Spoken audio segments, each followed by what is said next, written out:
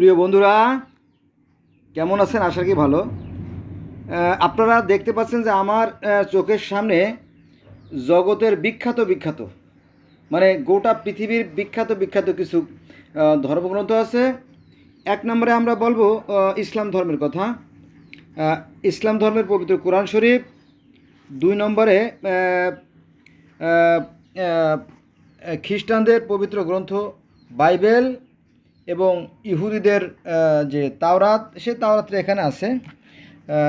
এই যে তাওরাত, এই যে তাওরাত, তোরা তোরা বা হিব্রু বাইবেল যাই বলেন, তোরা এর ভিতরে আছে, আলাদাও আছে, আমি এটা খুঁজে পাচ্ছি না আর কি। যাক, তো এখানে 4টি কিতাব আছে: তোরা, জবুর, নবীদের কিতাব এবং ইনজিল, তাই না? এটা আবার আলাদাও আছে। বাইবেল, এই যে বাইবেল আছে আপনার ওল্ড টেস্টামেন্ট, আদি পুস্তক যেটা আর কি, বাইবেলটা আলাদা আছে। আবার এই যে আরেকটা আছে আপনার, এটা বাইবেলের অংশ বিশেষ, এই দেখেন। যাক, তো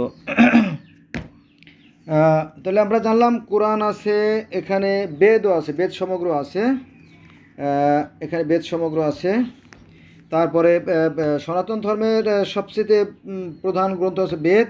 বেদের পরে যেটা প্রধান গ্রন্থ সেটা হচ্ছে ভগবদ্গীতা। তাছাড়া মনুসংহিতা আছে, আছে আপনার ঈশ্বরের অবতার রহস্য আছে। তারপরে ব্রাহ্ম সমাজ, হিন্দুদের মধ্যে একটা গ্রুপ আছে যারা বেদের মূল অনুসারী, অর্থাৎ তারা কিন্তু মূর্তি পূজা করে না।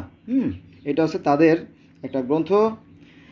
এটা আপনার ব্রাহ্ম সমাজ থেকে আমি আনছি কিনে 1200 টাকা দিয়ে, এইভাবে আর কি, বহু আগে আনছি যদিও, এই আর কি বিষয়। তো আজকের যে আলোচনার বিষয়টা সেটা খুবই মারাত্মক হতে যাচ্ছে, আর তা হচ্ছে ঈশ্বরের রূপ কেমন।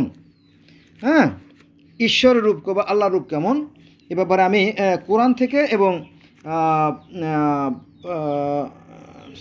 কই গেল, কোরআন থেকে এবং বেদ থেকে আমি আলোচনা করব ঈশ্বরের রূপ বা আল্লাহর রূপ বা সৃষ্টিকর্তার রূপটা।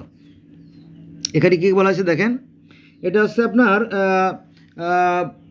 সূরা নূর আয়াত নম্বর 35। এখানে আল্লাহ বলেন, আল্লাহ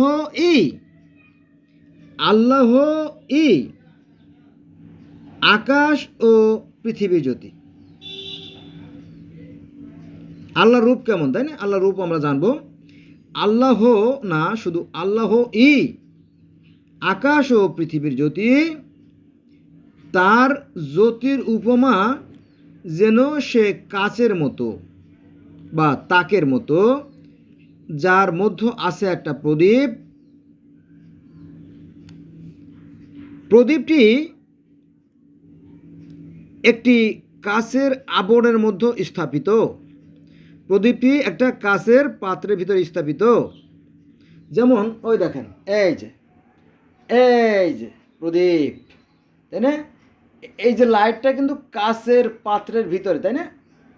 জানেন তো, তাই না? লাইট তো কাচের পাত্রের মধ্যে থাকে, ফিলিপস, তাই না? ফিলিপস বলেন বা অন্য এনার্জি পাওয়ার ভোল্ট বলেন, কাচের পাত্রের ভিতরে আলোটা, এই যে আলো, এই আলোটা হচ্ছে সেই নূর বা জ্যোতি বা আল্লাহর রূপ। সেই বলেছে যে এখানে যে প্রদীপটি একটি কাচের আবরণের মধ্যে স্থাপিত। কাচের আবরণটি উজ্জ্বল নক্ষত্র সদৃশ্য, অর্থাৎ আমরা মানুষেরা যাকে সূর্য বলি, এই সূর্যের কথা বলা হয়েছে।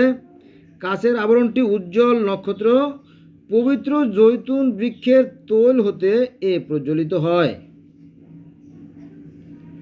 যা প্রাচ্যের নয়, প্রতীচ্যেরও নয়।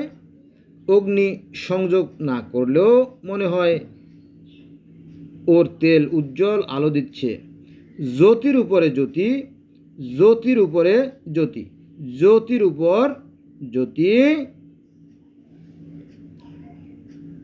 আল্লাহ যাকে ইচ্ছে তার জ্যোতির দিকে পথ নির্দেশ করেন, অর্থাৎ হেদায়েত দান করেন।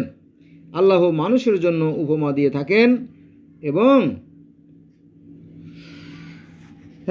আল্লাহ সর্ববিষয়ে সর্বজ্ঞ। তাহলে আমরা কোরআন শরীফ থেকে আল্লাহর রূপের বর্ণনা জানলাম যে আল্লাহ হচ্ছে আকাশ ও পৃথিবীর জ্যোতি। দ্যাটস মিন আমাদের নক্ষত্রকে তুলনা করা হয়েছে, নক্ষত্র মানে সূর্যকে ইঙ্গিত করে, অথবা অন্য কিছু ধরে নিতে পারেন, তাতে কোনো সমস্যা নাই। এবার আসেন আমরা বেদে, এটা বেদ কিন্তু আবার মাইন্ড করে যাবে অন্য কিছু চলে গেছি নাকি, কারণ বিশ্বাসী লোক পাওয়া খুব কষ্ট। দেখেন বেদে কি বলা হয়েছে ঈশ্বরের রূপ সম্পর্কে, এই যে দেখেন কাল রূপ, এটা কোথায় আছে, এটা আছে অথর্ববেদ, এটা আছে অথর্ববেদের আমি এখানে লিখে রাখছি, দেখেন এটা হচ্ছে অথর্ববেদ, দেখছেন না, এই যে হলো অথর্ববেদ, এই যে এটা অথর্ববেদের 6ষ্ঠ অনুবাক। যাক মূল কথা আসি, কালরূপ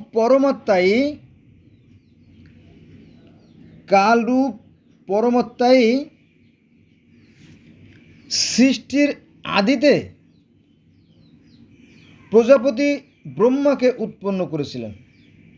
পরমেশ্বর কি করলেন, সর্বপ্রথম ব্রহ্মাকে সৃষ্টি করলেন, ব্রহ্মাকে সৃষ্টি করেছিলেন বা উৎপন্ন করেছিলেন। সেই কাই প্রজা সৃষ্টি করেন স্বয়ংভূ কশ্যপ, সকলের দ্রষ্টা, অষ্টম সূর্য এবং তার সপ্তাপক তেজের কালক্ষেত্রে উৎপন্ন হয়েছে।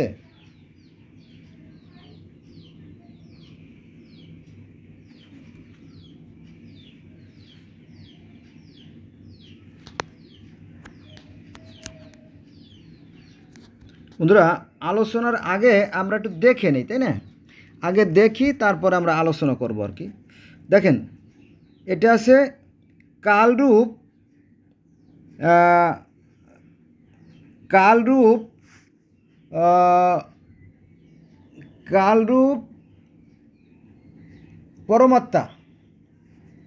পরমাত্মা বলতে এখানে ঈশ্বর বা আল্লাহকে, সৃষ্টিকর্তাকে বোঝানো হয়েছে। কালরূপ পরমাত্মা এই দুলোক পৃথিবী সৃষ্টি করেছেন, তাই না, দুলোক পৃথিবী সৃষ্টি করেছেন। ভূত, ভবিষ্যৎ ও বর্তমান কালাবিচ্ছিন্ন জগৎ আশ্রয় করে, এই যে দুনিয়া, এই যে জগৎ, এই যে পৃথিবী, এটা নিয়ে ভোগ করেছেন আশ্রয় করে। তারপরে আছে এই 5 নম্বরে দেখেন কালরূপ পরমাত্মা মানে কি সেই সৃষ্টিকর্তাকে বলা হয়েছে বা সেই আল্লাহকে বলা হয়েছে, গডকে বলা হয়েছে, সেই ঈশ্বরকে বলা হয়েছে। কালরূপ পরমাত্মা এই জগৎ সৃষ্টি করেছেন কাচের প্রেরণায়, দেখছেন না, এই যে কাচের প্রেরণা, এই যে কাচের প্রেরণা, এই কাচ শব্দটা কিন্তু কোরআন শরীফে আছে, তাই না, এই কাচের কথা কোরআন শরীফে আছে, আবার এই কাচের কথা বেদেও আছে, যে কাচের প্রেরণায় সূর্য তাপ দেয়, অর্থাৎ জগৎ প্রকাশ কি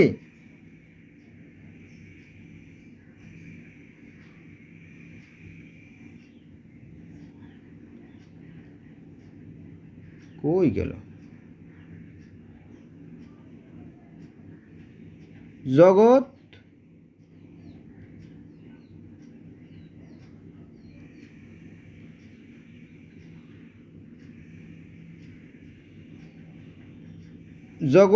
প্রকাশ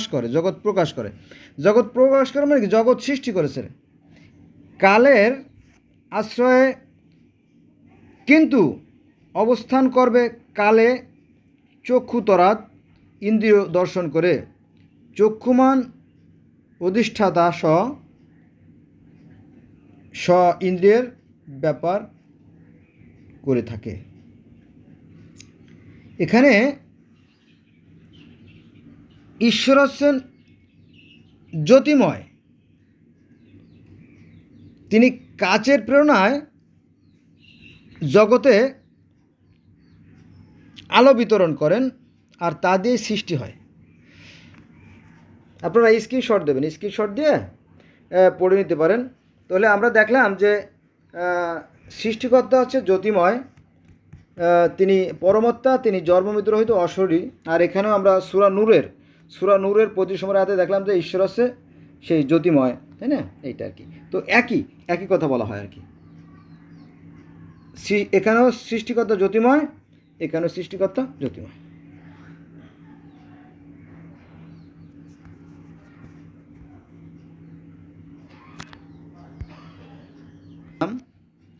মোবাইলটা অফ রেখে আমরা অন্য একটা পেজে আসলাম। দেখেন এই যে এটা আছে, আপনি লিখে রাখছি উপরে, যজুর্বেদের প্রথম কাণ্ডের প্রথম প্রবর্তক। এটা হচ্ছে যজুর্বেদের প্রথম কাণ্ডের প্রথম প্রবর্তক। এখানে বলা হয়েছে যে জ্যোতি ও তেজরূপ, এই জ্যোতি ও তেজরূপ হচ্ছে কি ভগবান বা আল্লাহ।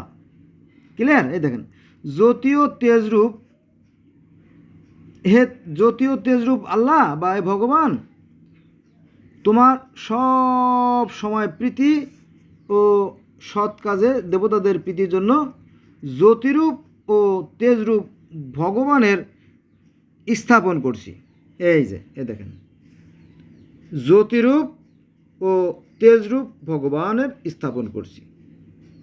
মানে এখানে যদি আমরা প্রতিমা বা মূর্তিকে যদি আমরা ঈশ্বরের রূপও ধরি, তাই না, তো এটা প্রতীক হিসেবে ব্যবহার করা হয়। যেমন আমরা স্কুল কলেজে যখন পড়তাম তখন আমরা জাতীয় সঙ্গীতের সময় আমরা ওই যে পতাকাকে সেলুট করতাম, তাই না? পতাকা কিন্তু একটা কাগজের আরে কাপড়ের টুকরো, জানেন তো, তাই না? এটা কিন্তু দেশও না, এটা সেই যুদ্ধও না, এটা প্রতীক হিসেবে ব্যবহার করে আর কি। ঠিক ওরকমটি তারা হয়তো মূর্তিটাকে একটা প্রতিমা হিসেবে ব্যবহার করে, কিন্তু সেটা হচ্ছে কি জ্যোতি ও তেজের প্রতীক। এই যে দেখছেন না, এই যে এখানে আমার ভুল হইতে পারে, কারণ আমি তো আসলে এত বড় পণ্ডিত না। জ্যোতি ও তেজ রূপ তোমাকে সবসময় প্রীতি, প্রীতি মানে কি প্রার্থনা, আরাধনা, তপস্যা যেটা বলা আর কি, ও সৎ কাজে দেবতাদের প্রীতির জন্য জ্যোতিরূপ ও তেজরূপ ভগবান, তাই না? তাহলে আমরা দেখলাম যে ঈশ্বর বা আল্লাহ বা সৃষ্টিকর্তা আছে কি সেই জ্যোতি ও তেজরূপ ভগবান। ঠিক আছে? তো বন্ধুরা আজকে এই পর্যন্ত রইল আর কি, তাই না?